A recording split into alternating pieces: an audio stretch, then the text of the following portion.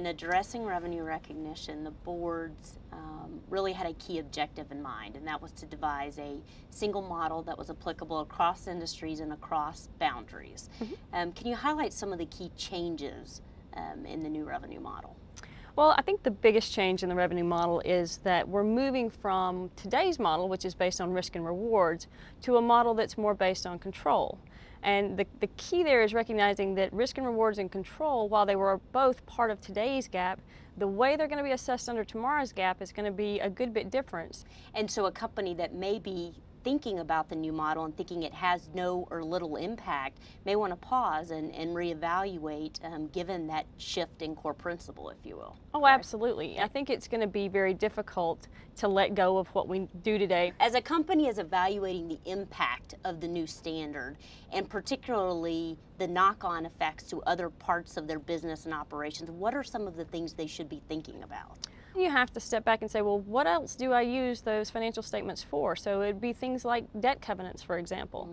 If your debt covenants are based off of, profitability measures, then those profitability measures might change. They might become more volatile depending on how the revenue standard affects you. It could also be other things like compensation arrangements. A lot of compensation arrangements are performance-based. They're based on how well the company does. And those impacts will be felt beyond just the accounting and finance function within an organization as well. Investor relations will be impacted? Well, I think the key with investor relations in particular is making sure that they understand earlier rather than later what the expected effects are, what the changes might be, because when it comes to your investors, the most difficult thing is unpleasant surprises. How about tax, the tax department?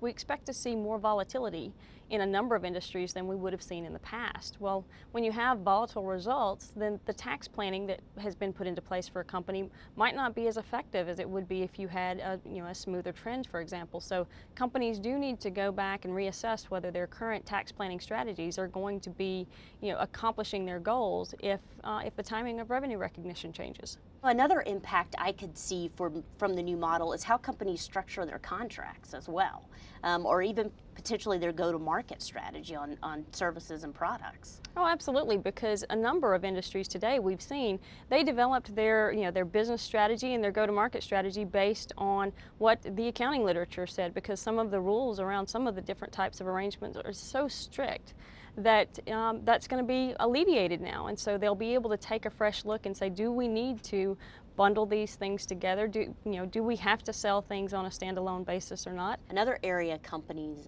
are evaluating is the impact to their systems and business processes. Can you elaborate on that?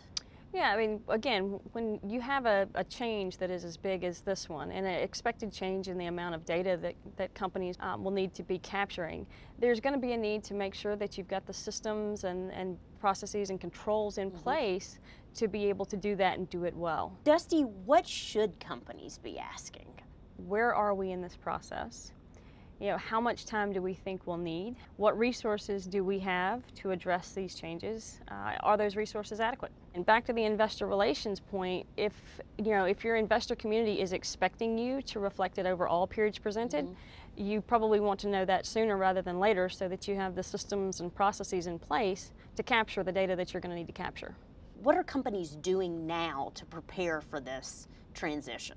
What most companies are doing now is more of a top-level assessment of what the standard might mean to them. So it's more of a step back, assess, educate. Any final thoughts, final takeaways? Change is hard. It is the right time to make sure that you understand what the standard says, understand what your contracts say, and what these changes will mean to your company.